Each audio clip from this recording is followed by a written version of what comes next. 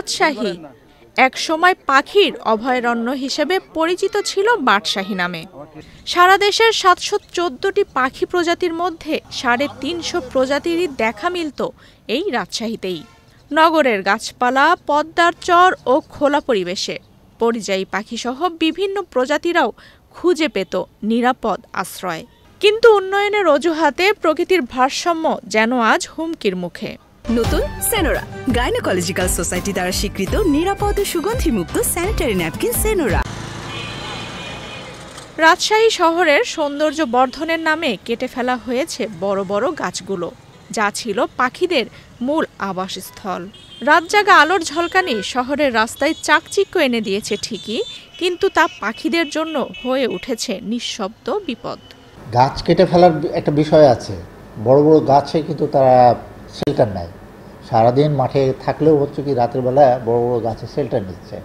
সেই বড় বড় গাছগুলো কিন্তু আমাদের নাই, যার জন্য একটা সমস্যা কিন্তু হচ্ছেই।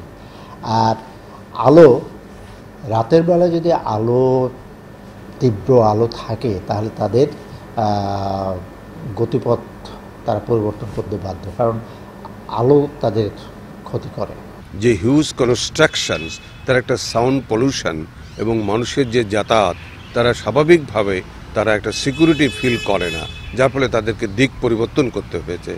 যদি তাদেরকে নিরাপদ আশ্রয় পেত, তাহলে হয়তোবা তারা দিক পরিবর্তন করত না।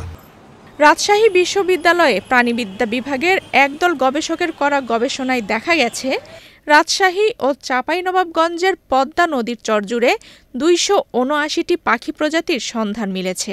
এর মধ্যে ১৩২টি আবাসিক, ১২৬টি পরিযায়ী, ২১টি যাযাবর।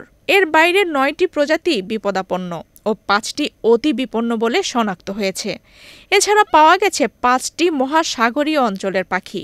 শিকারী পাখির অবস্থান এই অঞ্চলে এখনও ভালো।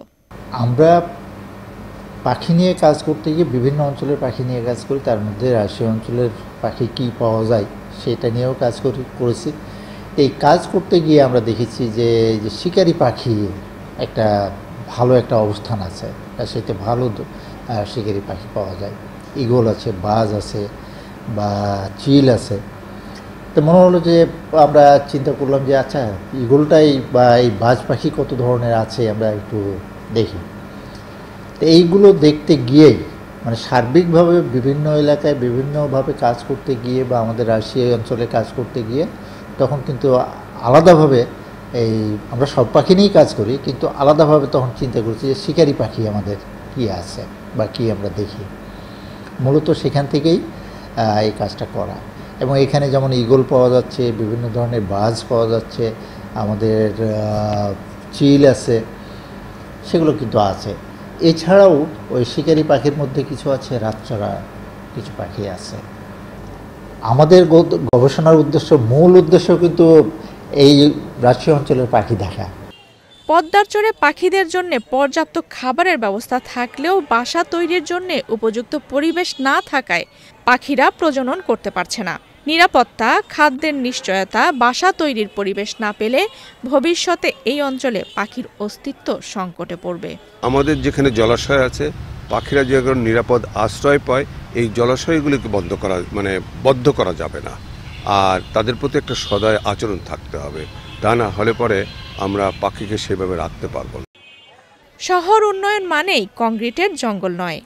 এক সময় যেখানে প্রকৃতি আর শহর চলতো হাতে হাত ধরে, এখন সেখানে উন্নয়নের নামে শহর গিলে খাচ্ছে প্রকৃতিকে। বাদশাহী নামের যে স্বীকৃতি একসময় রাজশাহীর গর্ব ছিল, তা এখন ইতিহাস হতে বসেছে। নিউজ ডেস্ক, বাংলাদেশ প্রতিদিন।